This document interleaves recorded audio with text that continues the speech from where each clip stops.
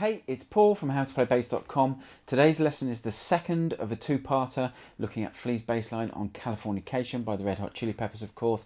Now, if Flea's bass styles, bass lines on albums like Californication or By the Way or Stadium Arcadium or the recent I'm With You, something that's caught your ear and that you'd like to know more about, click the link that's underneath this video and you'll get taken to a page which gives you details on a course that I've created called Fingerstyle Funk Rock Bass, which will give you an insight into exactly that. Full syllabus is there, so you find out what you'll learn. So if you are interested, go and check that out. The full lesson for Californication is a bonus to one of the packages, and the full lesson contains the notation and tab for the line. It contains backing tracks for each section of the tune at 3 different tempo levels, so you can practice the sections of the tunes at different tempos and gradually work it up to performance tempo. And it also includes a bassless backing track for the full song, so that you, once you've learnt all the parts and put them together, you can play along with that, and then you'll know if you know the song really well or not.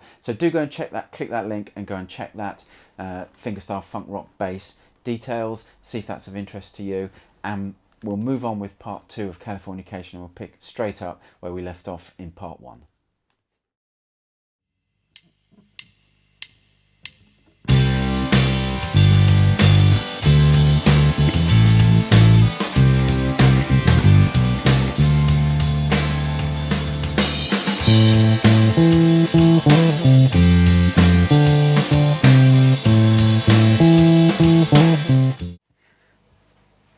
Okay, that 4-bar chorus, which is where we pick up part 2 of the tutorial. Pretty basic variation of the pattern we learnt in part 1. First bar, 2 C's, 2 G's, 3rd frets of the A and the E string. Then we go up to D. We're going to play D, D, D, E. Now you could hammer that, or you could play it. Choice is yours. When I'm playing through the tune, do both without rhyme or reason. So you can play either, whichever feels more comfortable, whichever you prefer the sound of. Notes: D, D, D, E, 5th and 7th frets of the A string, 2 A's, 5th fret of the E string. You could play the open string to facilitate a position shift back to C. Again, I tend to play on the A at the 5th fret. So, then down to the C, and then we're going to play C, C, C, E, open E, and then we're going to play G, B, C, D. G is the 3rd fret of the E string, B, C, D, 2nd, 3rd, 5th frets of the A string, of course. So that 4-bar phrase sounds like this.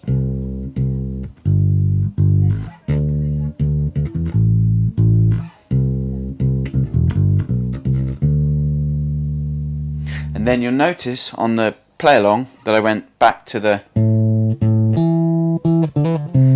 riff. It's important that when you're learning a song in chunks like this, that you're preparing for putting those chunks together, so that when you learn the song, the learning part of the moving from the D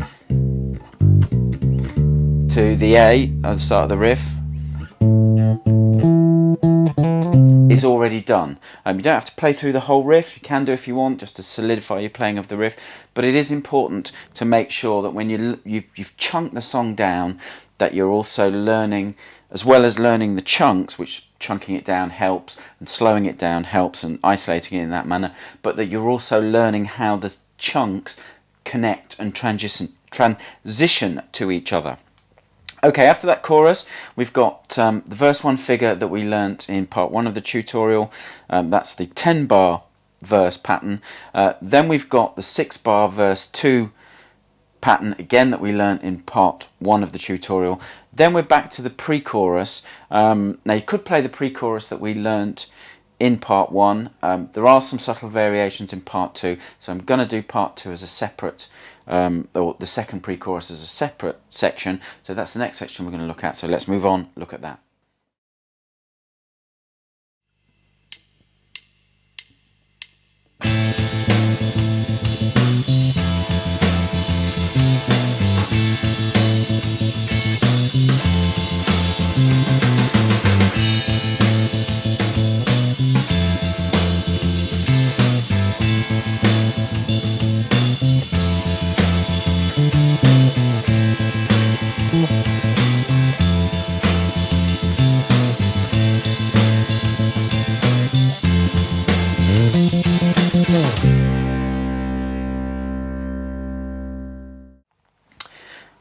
Okay, you just heard the second pre-chorus with the backing track.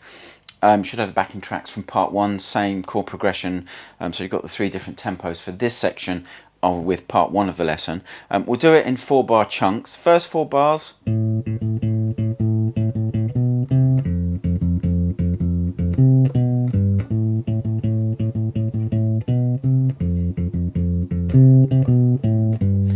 Pretty similar to the kind of stuff we looked at in part one. So in the A minor chords, we're pretty much playing on A, B and C, 7th, 9th, 10th frets of the D string. And when we get to F, we're playing F, 8th fret of the A string. We're playing C, B, 10th and 9th frets of the D string, and G, 10th fret of the A string, of course. So the first bar, so it's A, B, C. Second bar, F,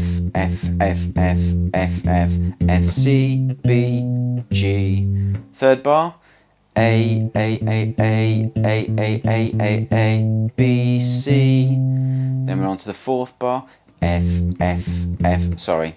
The fourth bar, F, C, C, B, A, G.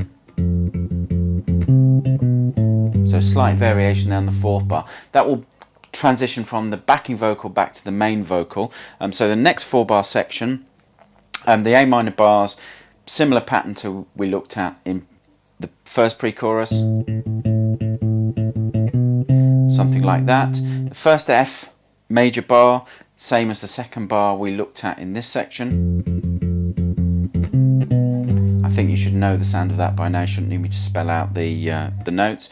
Third bar of this section, or the 7th bar in total, A minor, repeat of what we played earlier. And we've got a variation in the next bar, the 8th bar. We're going to play. So we're playing F, D, D, C, B, D, and slide to D, 12th fret of the A string. So you get that little bit of fret noise in, bit of colour to the line, and then when you finish on B on the first finger, drop down to A for the start of the 9th bar. So 9th bar, there's a variation in the A minor figure. We're going to play, which is A, E, B, C. That E is the 9th fret of the G string. Then we're down to another bar in F major, same kind of pattern we played before. Only difference, 2 Gs there, 2 16th note Gs rather than an 8th note. Another bar in A minor.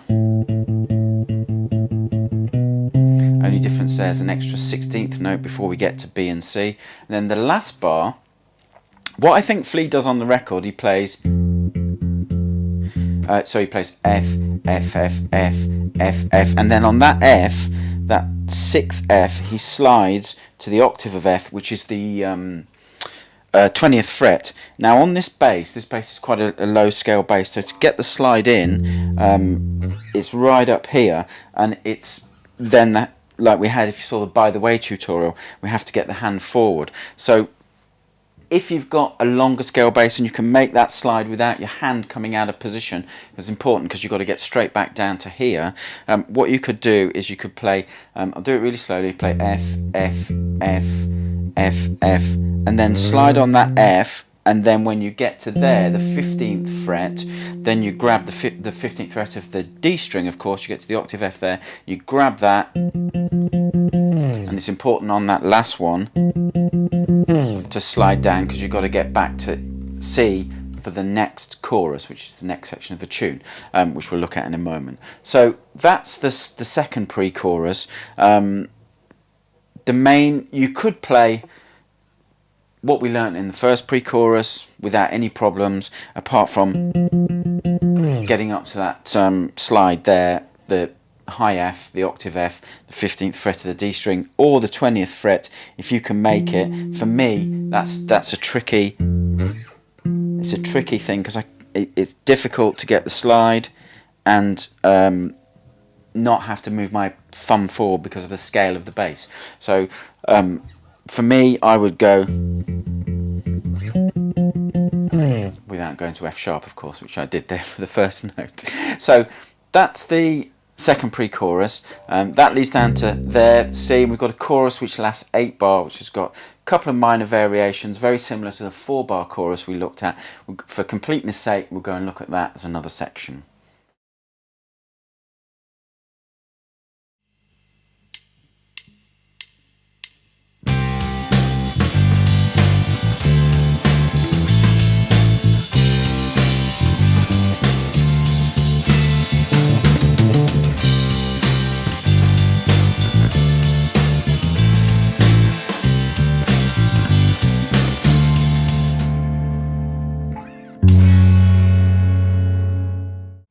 Okay, that 8 bar chorus, you just heard it being played, pretty similar to what we've learned in this lesson, and we'll just go through it bar by bar and look at the variations too. First bar,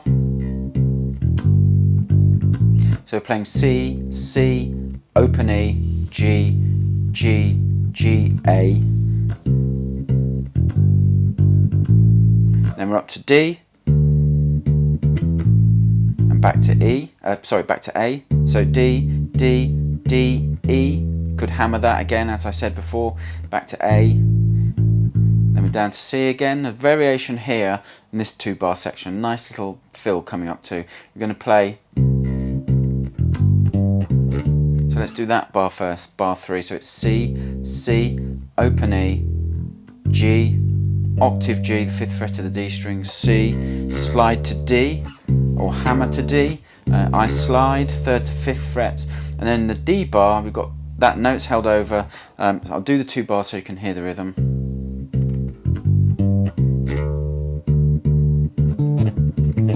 We've got that nice fill there, so you're playing D, D, D, then you're playing octave D, 7th fret of the G string, A at the 7th fret of the D string, 2 16th notes, D's at the 5th fret of the A string, then A, D, D, low D, back again, so A and D, then the low D. So then we're back after that fill to the 2 bar pattern that you should already have learnt for bars 5 and 6, and then bars 7 and 8 we've got a nice little variation which leads to the sustained note at the end. We're going to play something like this. So what we're playing is C, D, C, 2 A's, could play the open string too to facilitate a position shift depending on where you are, and then you've got that G, B, C, D fill, run at the end of it, which we had at the end of the 4th chorus.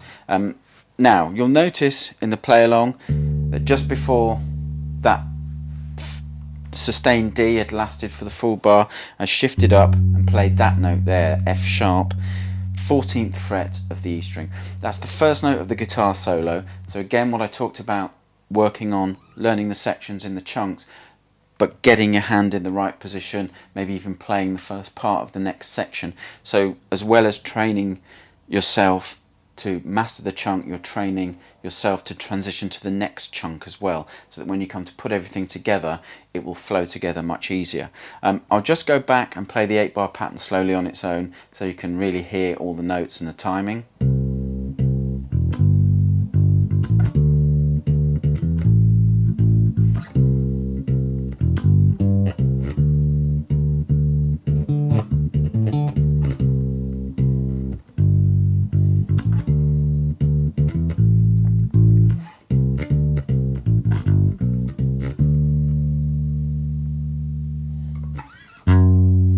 Be the start of the guitar solo there.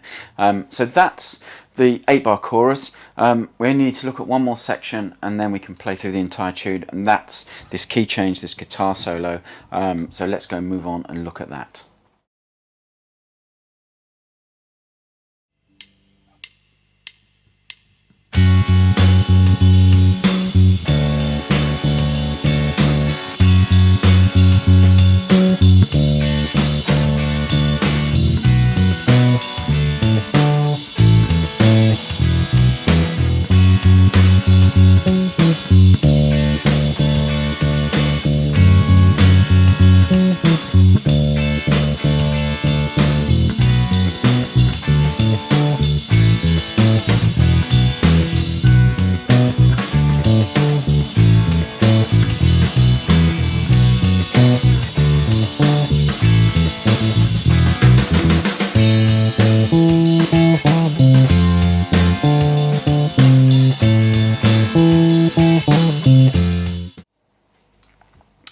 Now, as I said in the intro, the guitar solo, just heard it with the backing tracks.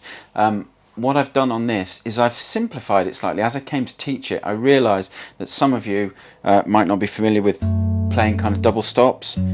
And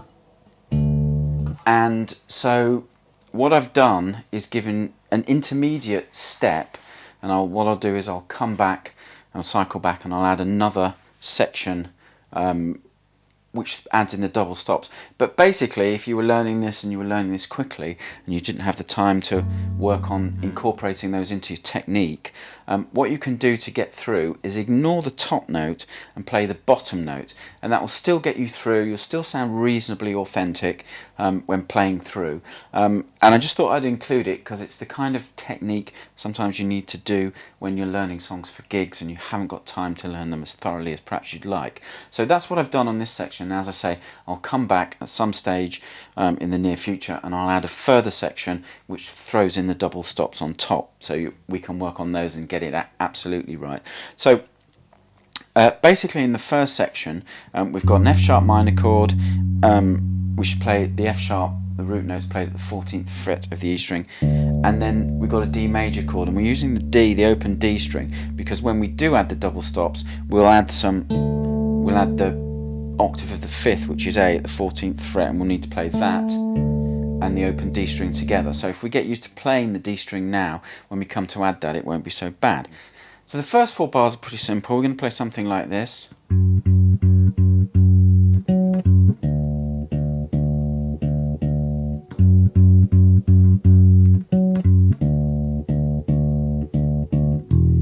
Okay, so what we're playing is we're playing this F sharp, then we're playing its octave, 16th fret of the D string, back to the low F sharp, then we're playing open D string, we're back to F sharp, but make sure you mute that open D string. Repeat that pattern, then we're playing the open D string again, and then we're doing something where the last note of that pattern is an open E string. Something that Flea uses in this section, he uses open strings to help move around the bass to shift his position. So that open string allows you to get from that position to here. Next thing we're going to play is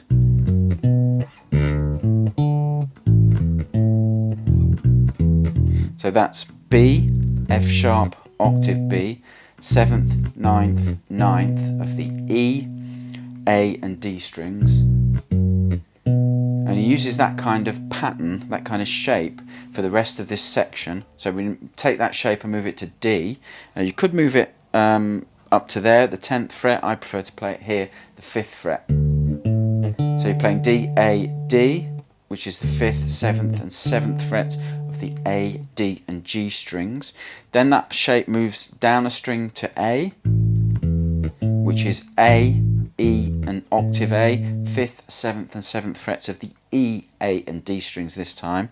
And then we play a similar pattern but using the open E string, and again the open E string used to help shift positions. So we're going to play E, open E string, B, the 7th fret of the E string. We're going to play octave E at the 7th fret of the A string. We're going to play open E again, and that open E allows us, in the space that that's playing, to get there to F sharp, because that's where we need to go to. So I'll play those first 6 bars slowly.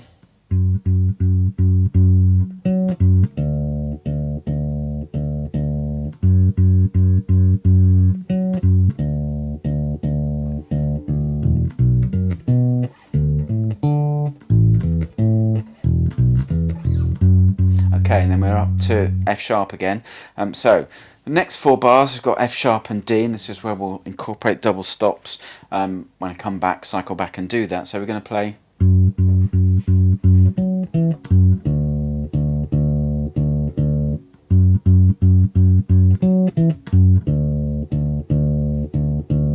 so we've got a variation in the F sharp bars. This time we're going to play, so we're playing 5 of the lower F sharps, the 14th fret of the E string, Then we're playing octave F sharp, the 16th fret, E at the 14th fret of the D string, back to F sharp. Then the open D string. Repeat that pattern on F sharp and then to the open D string again. And then notice the open E string again to facilitate the position shift. And then the cycle that we had before plays through again, but it cycles around a couple of times and there's some rhythmic variations. So we're going to play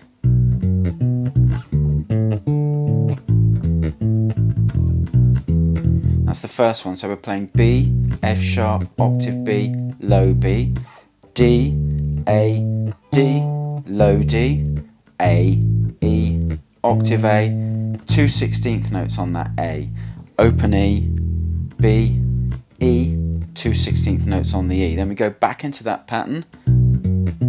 We play B, F sharp, octave B, B, D, A, D, low D, A, E, octave A, 2 16th note hits again on the low A, open E, B, E, 2 16th note hits on the open E, and then the final time we're going to play B, F sharp, octave B, low B, D, A, octave D, lower D, A, E, 2 16th notes on the octave A, 2 16th notes on the low A, open E, B, 2 16th notes on the E, you've got a half a beat pause and then you're back into straight away. So I'll play through from the second time we get up to F sharp so that you can hear that all those sections. In fact, I'll play the 4 bars with F sharp and then I'll stop and then I'll play those last 6 bars where we're playing that figure. So the 4 bars starting in F sharp are going to sound like this.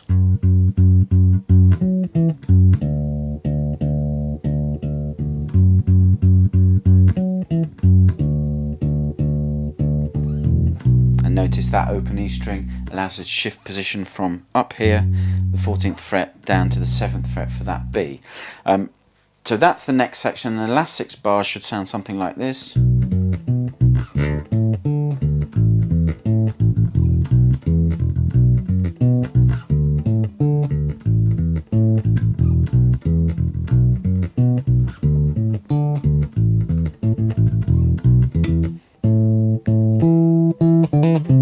Now that's quite an easy transitioning back into that riff from this section because you're already here and you just got to push your finger up a string, same fret, and